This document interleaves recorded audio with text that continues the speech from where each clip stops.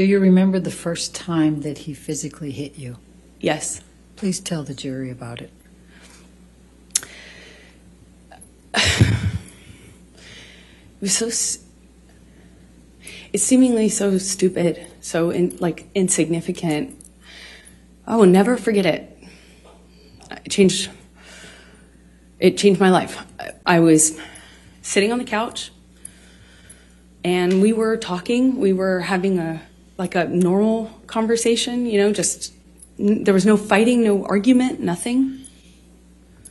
And he was drinking, and I didn't realize at the time, but I think he was using cocaine because it was like there was a jar of cocaine out on the table. I realize that sounds weird, but it was like an actual vintage jar of it. But I didn't see him use it at the time, so I didn't really factor that in. I just, he's drinking and we're talking, and there's music playing, and he's smoking cigarettes, and we're sitting next to each other on the couch. And I asked him about the tattoo he has on his arm. And to me, it just looked like black marks. I didn't know what it said. It just looked like muddled, faded tattoo that was hard to read. And I said, what does it say? And he said it says wino.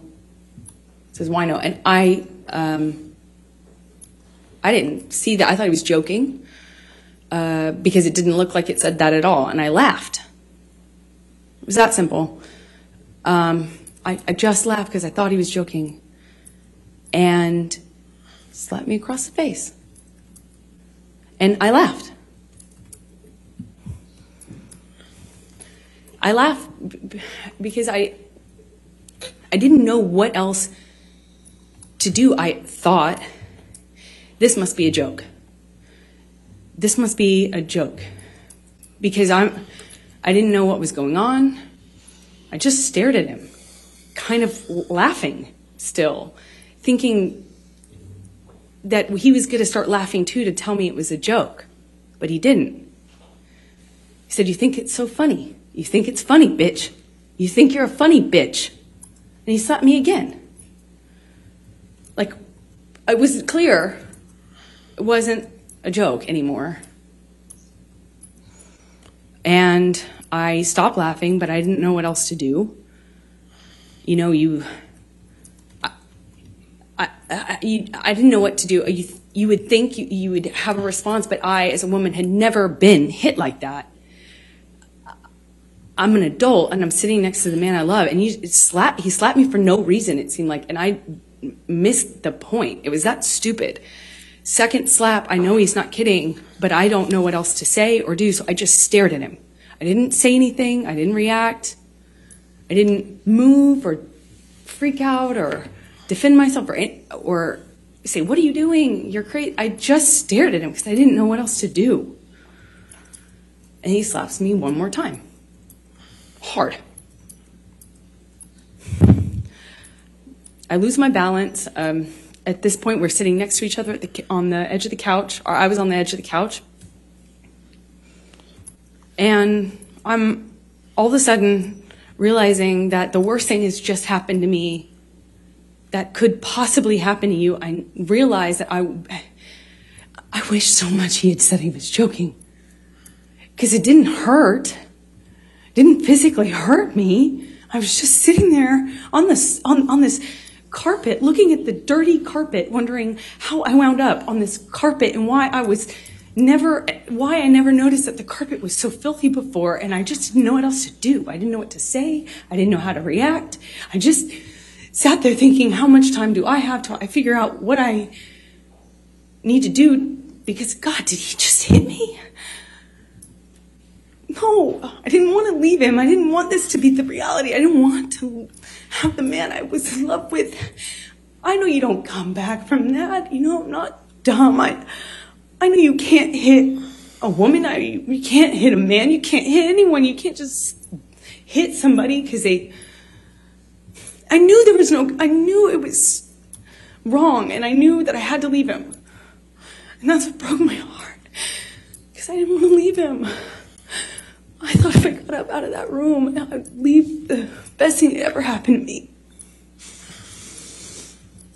And I wish I could sit here and say I stood up and I walked out of that house and I drew a line and I stood up for myself.